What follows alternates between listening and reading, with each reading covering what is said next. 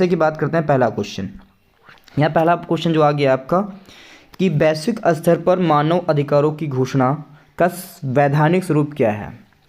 अब यहाँ पे जो वैश्विक स्तर पर मानव अधिकारों की घोषणा कौन करता है, उसके वैधानिक स्वरूप कौन प्रस्तावित करता है, इसके बारे में बात की गई है। तो पहला जो ऑप्शन है बोला गया है कि संयुक्त राष्ट्र महासभा का सामान्य प्रस्ताव।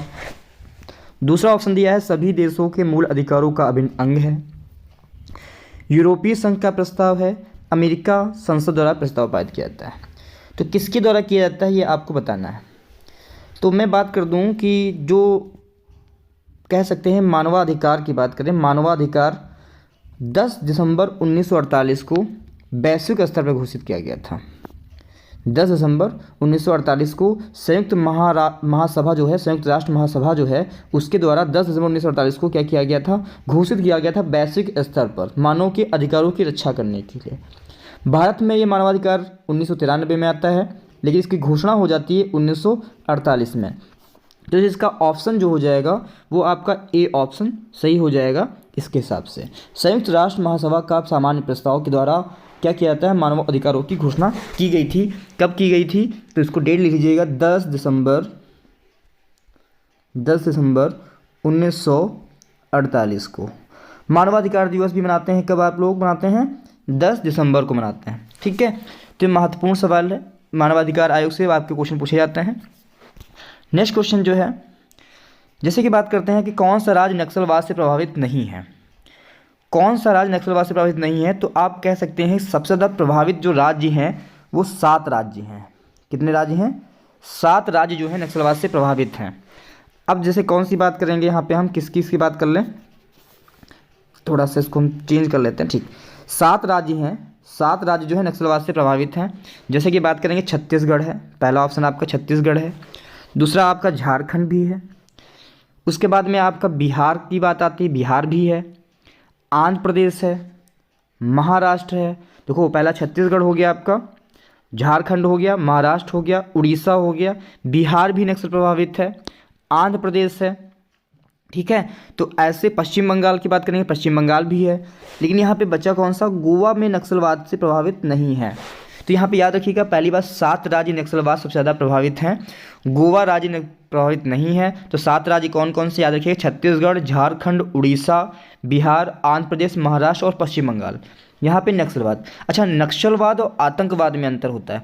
आतंकवादी जो होते हैं, आतंकवादी जो होते हैं उनका एक टारगेट होता है कि पूरा जो भी समूचा जो भी मिल जाए उनको ख़त्म कर दो, कोई अच्छा हो बुरा हो इससे उनका कोई भी संबंध नहीं होता है। वो दूसरी को ख़त्म करने के लिए, दूसरे को मारने के लिए ही आतंकवाद बनता है। लेकिन नक्सलवादी वो होते हैं जैसे जो अपने क्षेत्र में रहते हैं। जैसे मान लेते छत्तीसगढ़ में देखा होगा बहुत सारे नक्सलवादी होते हैं। तो नक्सलवादी एक ऐसे कह सकते हो, एक अनपढ़, जैसे कह सकते हो कि पढ़े लिखे होते हैं आतंकवादी। बहुत ज़्यादा देखो आतंकवादी देखा होगा आपने न्यूज़ में कि बीटेक एमटेक बहुत सारे अच्छे पढ़े लिखे लोग आतंकवादी बन जाते हैं। लेकिन नक्सलवादी जो होते हैं अनपढ़ लोग होते हैं। एक बहुत बड़े क्षेत्र में जो एक कह सकते पढ़ा लिखा व्यक्ति जो वहाँ पे राज करना चाहता है, वो क्या करता है, नक्सलवादियों का संगठन का अध्यक्ष बन जाता है, सदस्य बन जाता है। वो क्या करता है, उन लोगों को नक्सलवाद में बना देता है। कहता है सरकार जो यहाँ पे कंपनी लगाएगी, तुम्हारा अधिकार छीन लेगी, ये करेगी वो करेगी। तो नक्सलवादी जो होते हैं अपनी रक्षा करने के लिए लोगों पर, पुलिस पे, इस पर क्या करते हैं, अटैक कर देते हैं। तो नक्सलवाद ना आतंकवाद से संबंधित नहीं होता है। बस नक्सलवादी अपनी जान को, अपने को सुरक्षित करने के लिए लोगों को मारते हैं। वो आतंकवादियों का मतलब ही होता है दूसरे को ख़त्म करने का। ठीक है, तो यहाँ पे जो आंसर बन गया आपका गोवा बन गया। गोवा जो है नक्सलवाद प्रभावित नहीं है। फिर नेक्स्ट की बात करेंगे, नेक्स्ट क्वेश्चन की। अब देखो ISI क्या है, ISI क्या है। अब यहाँ पे ISI क्या है, ये आतंकवादी संगठन है। एक आतंकवादी क्या है, संगठन है।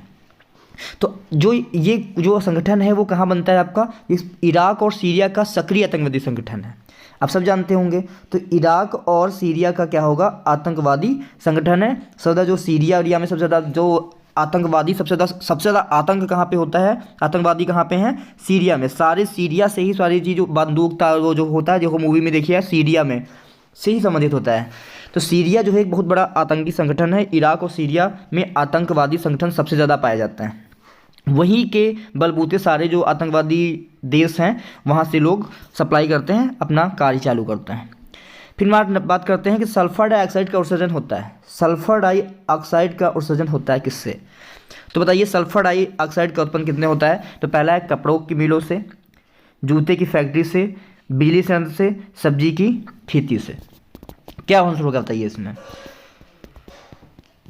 अब यहाँ पे बात करेंगे कि जो है सल्फर डाइऑक्साइड होता क्या है। तो यहाँ पे तीक्ष्ण गंध वाली एक रंगहीन गैस होती है। इसमें क्या होता है? तीक्ष्ण गंध वाली एक रंगहीन गैस होती है, उसे बोलते हैं सल्फर डाइऑक्साइड। ये जल में शीघ्र घुलनशील होती है, तो जल में बहुत जल्दी क्या होती है? घुल जाती है। और अम्ल वर्षा जो होती है, अम्ल वर्षा के लिए उत्तरदायी रसायनों में से एक प्रमुख होती है सल्फर डाइऑक्साइड। अब बात करें निकलती कहाँ से है। तो ये तेल रिफाइनरी जो होती हैं, जहाँ पे तेल रिफाइनरी होता है, तेल रिफाइनरी होता है। और जो होता है तेल रिफाइनरी के साथ साथ में कह सकते हैं जो बिजली संयंत्र होते हैं, क्या होते हैं? बिजली संयंत्र होते हैं, वहाँ से ये गैस ये जो है निकलती है। एक मिनट जरा हम डाटा इसको अपना ऑफ कर लेते हैं।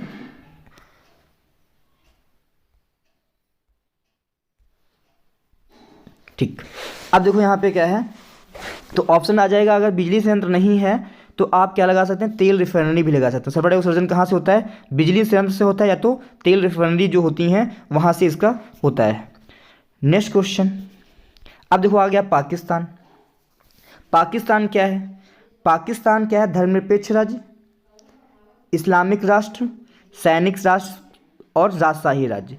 ये 4 ऑप्शन हैं। तो पहली बात, राजशाही तो है नहीं, गरीब राज्य है ना, आप जानते ही हैं। दूसरा, सैनिक राष्ट्र भी नहीं है, हमेशा पिट जाता है, हम लोग पीट देते हैं उसको। दूसरा बात, धर्मनिरपेक्ष राज्य, वहाँ पे धर्मनिरपेक्ष मतलब होता है कि सभी धर्म को मान्यता नहीं मिलती, ये भी गलत है। तो क्या आंसर हो जाएगा आपका? इस्लामिक राष्ट्र है। पाकिस्तान जो है वो क्या है? इस्लामिक राष्ट्र है। इसकी राजधानी इस्लामाबाद, देखो नाम ही क्या है? इस्लामाबाद। इस्लामाबाद नाम है इस्लामाबाद। हम भारत का हिंदुस्तान नहीं कहते, हम लोग हिंदुस्तान नहीं लिखा होता कहीं पे, क्या भारत लिखा होता है या तो इंडिया लिखा होता है, हिंदुस्तान नाम नहीं। यहाँ पे इसकी राजधानी इस्लामाबाद है, मतलब इस्लामाबाद मतलब इस्लामिक राष्ट्र है यहाँ पे, ठीक है। तो याद रखिए भारत पाकिस्तान क्या है? इस्लामिक राष्ट्र, जबकि भारत क्या है? पंथनिरपेक्ष राज्य है, ठीक है। नेक्स्ट क्वेश्चन, भारत में सबसे अधिक उपज देने वाली खाद्य फसल कौन सी है? तो भारत में सर्वाधिक फसल कौन सी है? सर्वाधिक फसल उपज देने वाली, तो बात करेंगे गेहूं की, तो गेहूं तो सबसे पहले नंबर पे चीन है, पहले नंबर पे, ठीक है। भारत में सबसे अधिक उपज देने वाली खाद्य फसल कौन सी है? तो मक्का है नहीं, ज्वार है नहीं, तो बचेगा क्या आपका? चावल हो जाएगा। और ये चावल जो है किसकी फसल है? खरीफ की फसल है। किसकी है? खरीफ की फसल है। चावल जो है वो खरीफ की फसल है। सर्वाधिक उपज देने वाली जो खाद्य फसल है वो कौन सी है? चावल, ये याद रखिएगा। सबसे ज़्यादा चावल उत्पादन कहाँ होता है? पश्चिम बंगाल में। गेहूं कहाँ उत्पन्न होता है? उत्तर प्रदेश में। लेकिन प्रति हेक्टेयर की बात करेंगे तो पंजाब, दोनों में क्या आ जाएगा? प्रति हेक्टेयर पंजाब।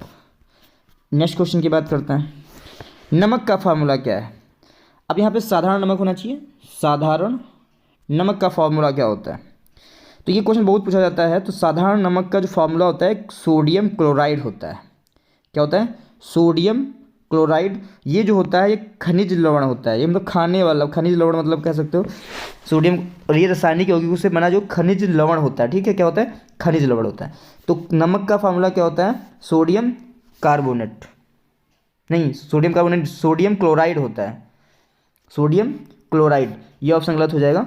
सोडियम क्लोराइड होता है। क्या होता है? सोडियम क्लोराइड होता है। नमक का फार्मूला क्या होता है? सोडियम क्लोराइड, जो साधारण नमक होता है, ठीक है। फिर नेक्स्ट क्वेश्चन की बात करेंगे, विद्युत का सबसे अच्छा चालक कौन सा होता है? विद्युत का सबसे अच्छा चालक कौन सा होता है? अब देखो यहाँ पे दिया है आपका लोहा, सिलिकॉन, कॉपर और सिरेमिक, तो बताइए क्या हो जाएगा? अच्छा देखो, सुचालक जो होता है वो चांदी होता है, और चालक जो होता है वो क्या होता है आपका? तांबा होता है। तांबा मतलब कॉपर। क्या होगा? कॉपर हो जाएगा इसका आंसर। तो यहाँ पे जो विकल्प दिया रखा था, विद्युत का सबसे अच्छा चालक होता है कॉपर, और चांदी तांबे से अधिक सुचालक होता है, ठीक है। अब यहाँ पे क्या है? चांदी बहुत ज़्यादा आपकी महंगी होती है, इसलिए बहुत ज़्यादा ये उपस्थित नहीं होती है, तो इसकी जगह पे हम लोग क्या प्रयोग कर देते हैं? कॉपर का प्रयोग करते हैं, ठीक है। तो याद रखिएगा, हम लोग किसके तार वार जो बने होते हैं, किसके बने होते हैं? कॉपर के तार बने होते हैं। नेक्स्ट क्वेश्चन, भारत की ईस्ट की ओर देखो, लुक ईस्ट, पूर्व की ओर देखो, या लुक ईस्ट कब प्रारंभ किया गया? 90 के दशक में, 80 के दशक में, 70 के दशक में, 50 के दशक में। तो इसका आंसर क्या होगा बताइए आप। तो यहाँ पे 1991 में, देखिए यहाँ पे 1991 में पूर्व की ओर देखो लुक ईस्ट नीति प्रारंभ की गई थी। ठीक है, किसने किया था? तत्कालीन प्रधानमंत्री उस टाइम थे प्रधानमंत्री नरसिम्हा राव के समय में। अब यहाँ पे मतलब था पूर्व देखो, मतलब यहाँ पे सामाजिक संबंधों को मजबूत बनाने के लिए उन्होंने बोला एशिया के जितने भी देश हों उनके साथ क्या करें, हम संबंध बनाएं और आर्थिक राजनीतिक महत्वपूर्ण मुद्दों पे हम क्या करें, चर्चा करें। तो इसका आंसर क्या हो जाएगा 1991 में, मतलब 90 के दशक। 1991 मतलब क्या हो गया, 90 के दशक में हुआ। ठीक है, तो इसका आंसर होगा, प्रधानमंत्री कौन थे इस टाइम? तो नरसिम्हा राव के समय हुआ था। नेक्स्ट क्वेश्चन है, भारत और रूस का संयुक्त उपक्रम क्या है?